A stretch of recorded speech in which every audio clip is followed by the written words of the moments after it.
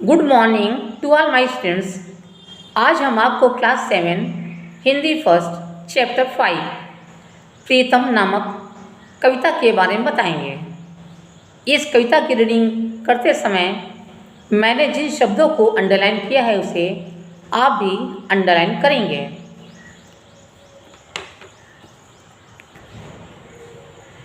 मानव की प्रवृत्ति प्रायः बहिर्मुखी होती है। वह बाहर की वस्तुओं को देखता, सुनता और समझता है। विधाता ने इस संसार में अनेक वस्तुएं, गुण और अवगुण दिए हैं। संत तो दोषों को छोड़कर गुण ही ग्रहण किया करते हैं, परंतु स्वयं को अन्यों से श्रेष्ठ मानना भी दुर्गुण की ही कोटि में आता है। इससे व्यक्ति पराये दोषों की दोषों की ताक झांक में लगा रहता है और अपने पथ से भटक जाता है। उसे स्वयं भी श्रेष्ठता का अभिमान होने लगता है। कहते हैं अहंकार सद्गुणों से उत्पन्न होता है और अंततः उन्हें ही निगल जाता है। हमें स्वयं को अन्यों से श्रेष्ठ समझने की प्रवृत्ति अहंकारवश होती है और यही अहंकार पुष्ट होकर हमें निकृष्ट कर डालता है। अतः सावधान, प्रतिपल सचेत रहने की आवश्यकता है। एक दिन विष्णु जी के पास गए नारद जी। पूछा, मित्रलोक में वह कौन है पुण्य श्लोक भक्त तुम्हारा प्रधान? विष्णु जी ने कहा, एक सज्जन किसान है, प्राणों से प्रीतम। उसकी परीक्षा लूँगा। हंसे विष्णु सुनकर यह। कहा कि ले सकते हो। नारद जी चल दिए। पहुँचे भक्त के यहाँ। देखा हल जोत कर आया वह दोपहर को। दरवाजे पर पहुंचकर राम जी का नाम लिया। स्नान भोजन करके फिर चला गया काम पर। शाम को आया, दरवाजे पर फिर नाम लिया। प्रातःकाल चलते समय एक बार फिर उसने मधुर नाम स्मरण किया।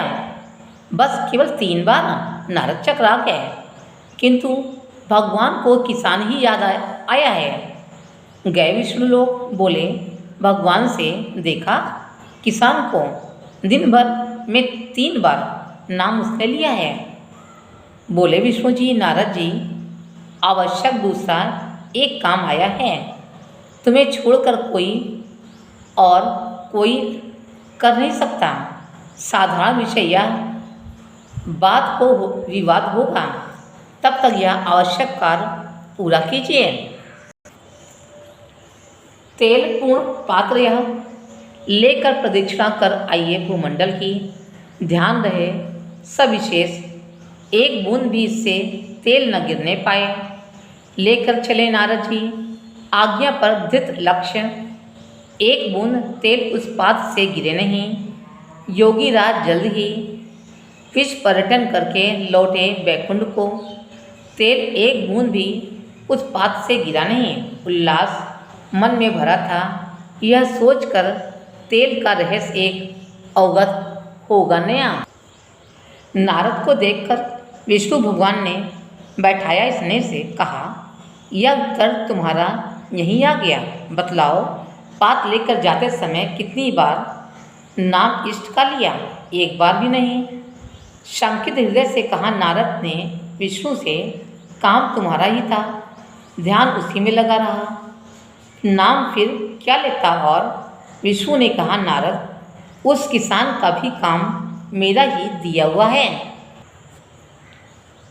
उत्तरदायित्व कई लादे हैं एक साथ, सबको निभाता और काम करता हुआ नाम भी वह लेता है। इसी से है प्रीतम। नारद लज्जित हुए, कहा, यह सत्य है। अब प्रीतम नामक चैप्टर को मैं आपको अपने शब्दों में समझा। इस कविता के रचयिता महान साहित्यकार सूर्यकांत त्रिपाठी निराला जी हैं। इनका जन्म बंगाल के महिसागढ़ राज्य में हुआ था। ये बहुमुखी प्रतिभा के धनी थे। इनकी मृत्यु 1961 ईस्वी में हुई थी। इस कविता में भगवान विष्णु और नारद जी के मध्य संवाद का वर्णन किया गया है, जिसमें विष्णु जी का कथन था कि जीवन में कर्तव्यों और दायित्वों का निर्वाह करने वाला व्यक्ति ही श्रेष्ठ है। कवि ने उस किसान को श्रेष्ठ माना जो खेती करते हुए दिन में केवल 3 बार ही प्रभु के नाम का स्मरण करता है। अब नारद जी भगवान विष्णु से कहते हैं कि इस धरती पर आपका प्रिय भक्त कौन है, मैं उसकी परीक्षा लूँगा। प्रिय भक्त किसान का नाम सुनते ही नारद जी किसान के घर पहुँचते हैं, जहाँ किसान खेत से आता है और दरवाजे पर पहुंचकर भगवान के नाम का स्मरण करता है। शाम को घर आने पर भगवान का नाम लेता है और दूसरे दिन जब वह पुनः खेत पर जाता है तो फिर से भगवान के नाम का स्मरण करता है। इस प्रकार वह दिन में केवल 3 बार ही प्रभु के नाम का स्मरण करता है। इस पर भगवान विष्णु बोले कि इस विषय पर बाद में बात होगी, पहले आप मेरा आवश्यक काम कर दीजिए। यह तेल से भरा हुआ पात्र है जिसे लेकर आप संपूर्ण भूमंडल की परिक्रमा कराइए, किंतु इस पात्र को ले जाते समय याद रहे कि पात्र से एक बूंद भी तेल गिर न पाए। अब नारद जी तेल से भरा पात्र लेकर पृथ्वी की परिक्रमा के लिए चलते हैं। शीघ्र ही वह विश्व पर्यटन करके लौटते हैं। उस पात्र से तेल की एक बूंद भी नहीं गिरी। नारद जी यह सोचते हैं कि इसमें भी कोई रहस्य होगा।